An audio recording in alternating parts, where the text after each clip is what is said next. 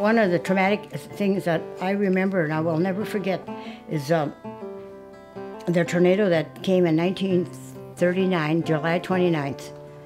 And my mom and I were in the house, and my sister Lena, Mom was in front of at the kitchen table, and she's washing the chickens for Sunday dinner. We had butchered them, you know. And she looked out and she said, "Oh, I wish those boys would come home." They were about a quarter of a mile east of the house. You could see them. They were putting up hay. It got dark, and she said it's going to rain, and she sent Lena out to close the windows in the basement. There was flaps on it. And then when she came in, then Mom said again, "I wish those boys were coming home." And I said, "Mom, they're coming. Can't you see them? They're down there."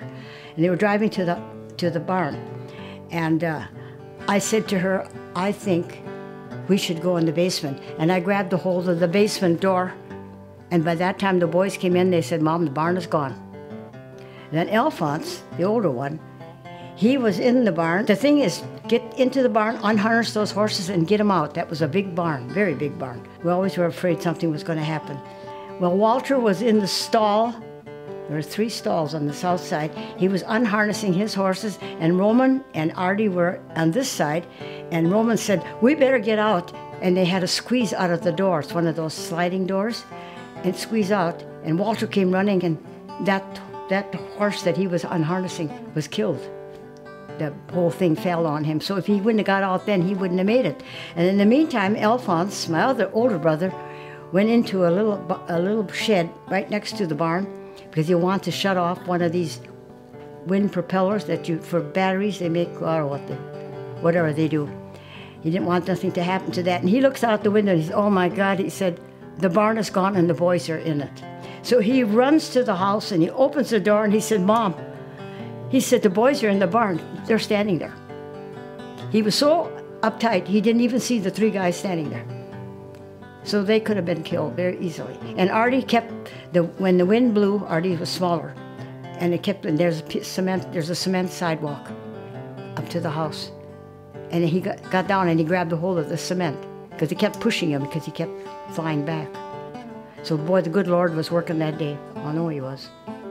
And what a mess. And then we looked it out and brought out the sick cattle, and some were killed. They were outside drinking water because it was time to milk. God, thank we weren't in the barn milking, because I would have been in the barn too. Then they put this horse up in a sling. They thought, maybe it was hurt its legs, but they had to do away with it. And we were just beside ourselves. And then Alphonse turned around like this and he said, "The machine shed's gone too." We hadn't even noticed that. But why did it leave the house? Mom had chicken coops out, where you raised your own chickens. Never even touched them. So it must have made a circle around the farm and just laid it down completely. What was it like as the tornado rolled through? Was It went so fast that I don't even know. I didn't even know. As I said, I was going to go downstairs. I never got downstairs. Other people saw it that lived, close by. They could see the thing, but we didn't see it. And I don't know, the boys could see that it was bad. That's why they came home. And thank God she had insurance, and that was taken, because that was something that we always said, that barn is standing up so high, someday something will get it. That was a horrible time. It was just like, the next day it was just like a parade, not a parade, like a fair. Yard was full of people and everybody come out to look at it. And then of course they had to, I got on the phone. That's a party line. So you ring one, you just keep ringing. And then of course everybody answers. And I said who it was at Michael's farm. I said the barn there's a tornado and they need help. Get some cattle out. And just like that, everybody came over. They took out the cattle that they could. Those that were dead, they had to haul away. And that hurt, because you were just finally getting things where you wanted it, and then another disaster. And that is one thing you can say now. Then everybody, well, even now though, people do help each other. I think they do. One guy can't farm, the next combine, another one pulls in. No, I think that's great.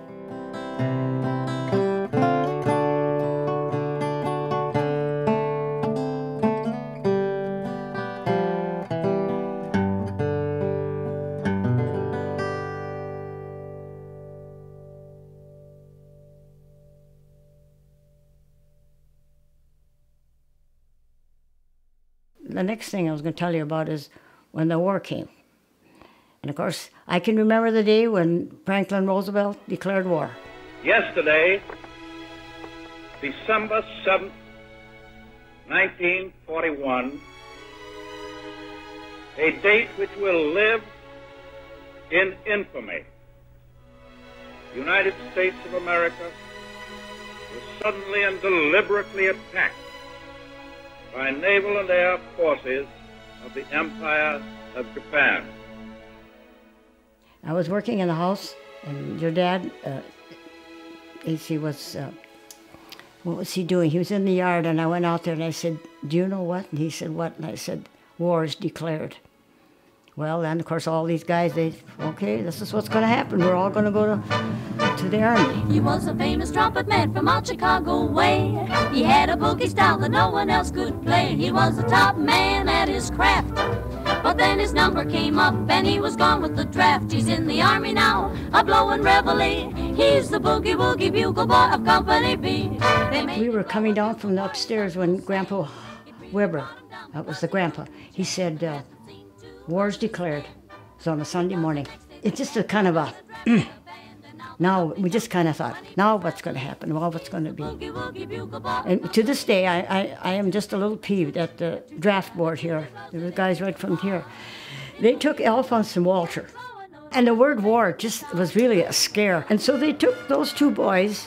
Roman didn't pass because he had a crippled hand. And Norbert was too old, the other brother, and left my brother Evie and Artie, and they were supposed to farm.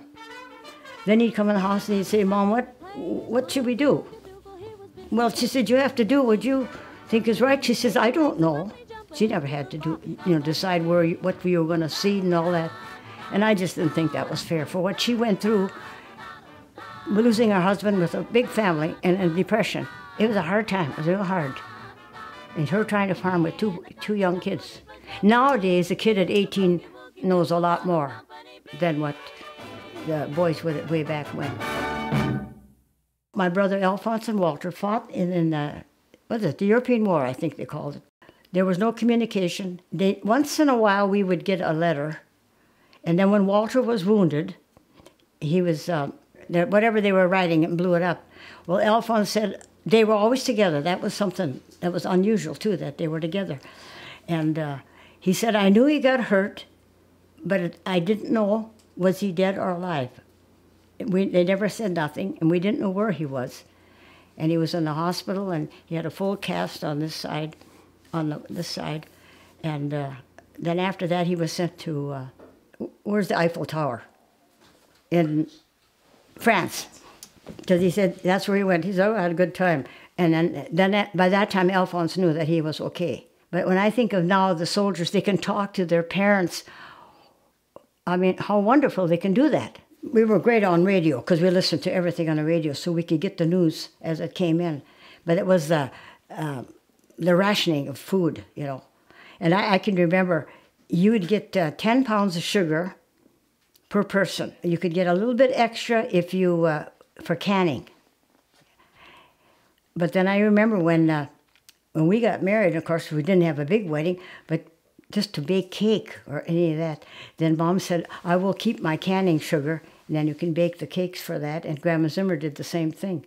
Oh, tires, yeah. That's why we never even went anyplace after we got married. That old car, I don't know, it would have taken us very far. We just didn't have the tires. And the worst was not knowing where they were. We did not know. Like Mom said, and I said, the guy, she gets a telegram, and I said, when you get a telegram, you know what it is. And then when my cousin, Tony Michaels, was killed, then I think her first telegram said, we're sorry to tell you that he was wounded. And then right after that came another one and said he's gone. And then I thought, oh my gosh, when Mom got the telegram that my brother Walter was wounded, I thought, oh gosh, now what are we going to hear? but he came out of it. Well, they came home. They left in 42 and came back in 45. Homeward the new road meanders, washed out the old road, asks what did I bring? Alphonse, the older one, came home in October. He got married 3 weeks later. He was going with this girlfriend, and they were married. And then Walter didn't get home until, let's see, in December. And he got married right away too. And that was all the boys. I'll tell you, I think when they came home, I don't know, the attitude, not the attitude, but how people felt. Well, they were happy, there's no doubt about it, to know that they got home. They won't talk about it. They will not talk about it. I have yet to hear either one of those boys say something about it. They just fell right back into their work. Walter went off to school, and Alphonse just kept on farming. Just seemed like it just moved right along. Homeward